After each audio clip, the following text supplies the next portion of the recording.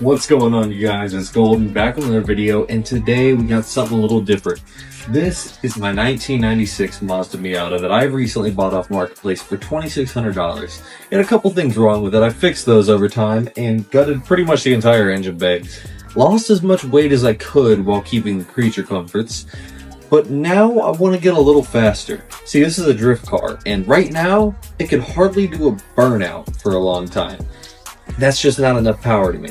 So I started looking through turbo kits and noticed you're spending like $4,000 to $5,000 for a turbo kit, and I just didn't really feel like doing that. So this is Project Oliver. We're going to be seeing how cheap can you turbo a 1996 Miata while getting the most power, being reliable, and keeping costs down as much as possible. So I've bought a bunch of miscellaneous parts from the internet and different companies to put together, and hopefully it works. This is going to be a three-part series. This first one, we're going to be installing the speedyefi ECU that I finally got in the mail after about 2 months because of USPS. And hopefully it works out. This is me from the future. I'm going to tell you, we have a couple issues. But without any further ado, let's go ahead and install this ECU. Also, used to be a Minecraft channel. If you're curious on what the hell happened, I'm going to be including an explanation at the end of this video as to what the hell changed, because obviously this is a fairly large change. Right here, we have the speedyefi ECU for the 1996 Miata. We also have this port that plugs into your actual ECU cords, and then it plugs into the speedyefi.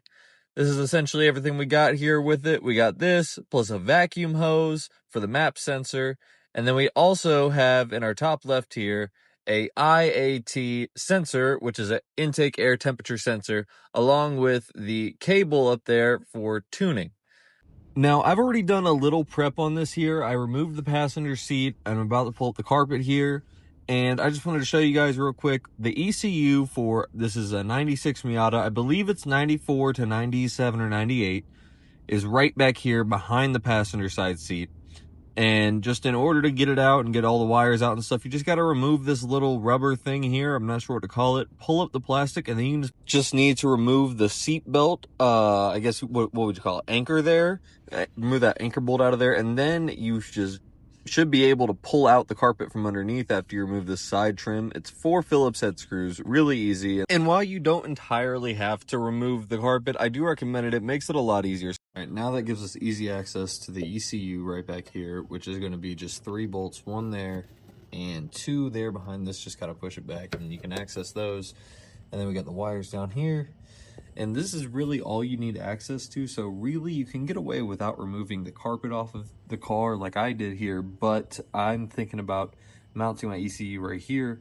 So while I'm at it, I just figured might as well go ahead and peel out the rest of this. Now, starting in the engine bay side of things, because I don't want to mess with the ECU until this is all set up.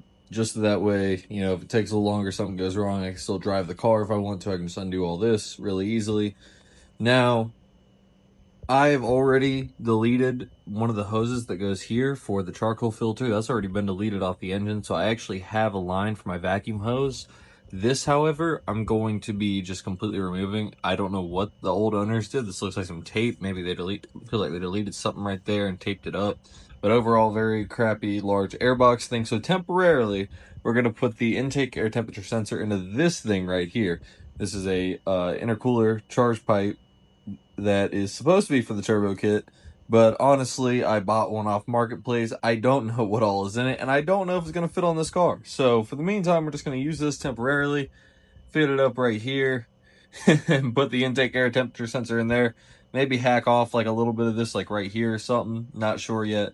But that'll be our temporary intake until we can get the turbo on, just so that way we can get the car started, make sure everything works, make sure the ECU works, and I can start tuning it and learning how to tune this specific ECU. All right, so here's where we're at right now. I've got the engine part wired up, which is what I'm about to show you guys in a second. But here's speedyefi, map sensors plugged up. Now all we have to do is go ahead and connect this, and my IAT is also plugged up, which I'll show you all in a second. But connect this to the ECU, and it says that this has been pre-tuned for me already. The firmware and tune has been preloaded, and I should just be able to plug it in and start the car up. We're gonna hope that I can still do that, because I don't know what I'm doing. I'm gonna be honest with you guys. I've been winging it this whole time. I don't know what I'm doing, but we'll figure it out. All right, so here is the engine bay, kind of what we got going on here.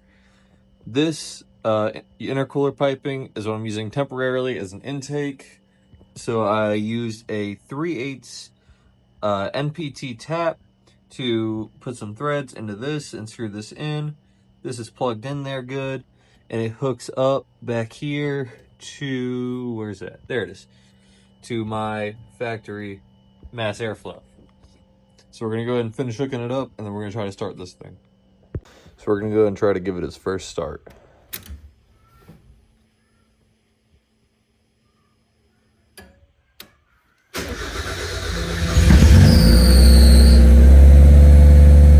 No fucking shot!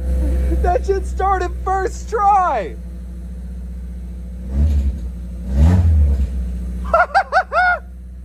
Yo, let's go!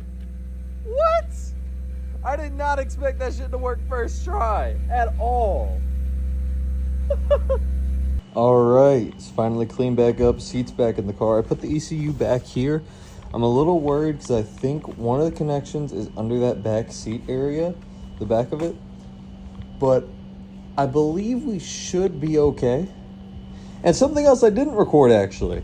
While I was in here, I went ahead and created this switch that goes directly to my blower motor, because I have done everything I can. New blower motor, new resistors, new wiring, new fuses, everything. And some reason this blower motor does not work. I don't know why, but it wouldn't. So after contacting the old owner, he said he had the same issue. He had to rig something together that was like a fire hazard in order to get them to work. I decided just to wire them straight to a switch where I can easily reach it from where I'm sitting. Here we're gonna go ahead and get it started up, take it out on the road a little bit, and tune it up, try to get it running good, because right now it's running really rich, and well, this is my only car for work in the morning because the Mustang decided to do something suspension-wise that I don't want to look at right now. All right, boys, here's where we're at right now. I've got the VE Analyze set up, so it's going to analyze it live as I drive down the road, and hopefully it should get it dialed in to the point where I'm not dumping so much fuel, because this filled up my entire garage with smoke, even with the tailpipe sitting outside the garage. So let's just hope this fixes it, because this is low-key my only car until tomorrow. Alrighty, boys, we've driven a few miles down the road, probably, if I had to guess, maybe like 5-6 miles, and we have our auto-tune. We had auto-tune turned on, so we have all this set up now. The car, let me just say, runs a lot smoother. It used to have just straight smoke pouring out the back of the exhaust, but my God, is it so much better now. I mean, this thing truly just runs like, it's just butter. It really is just butter. This ECU has done so much good to this car. Like, it fixed issues I didn't even think it would fix on a 30-year-old car, and that's insane. But that's going to do it for this video, guys. If you enjoyed, make sure you go ahead and like and subscribe. And anyways, peace.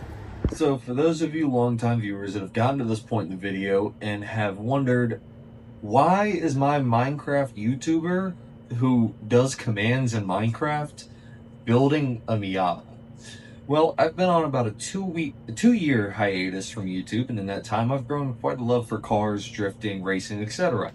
I've had about 3 project cars, this being my 3rd, and this is the first actually like bone stock one that I've gotten while knowing what I'm doing.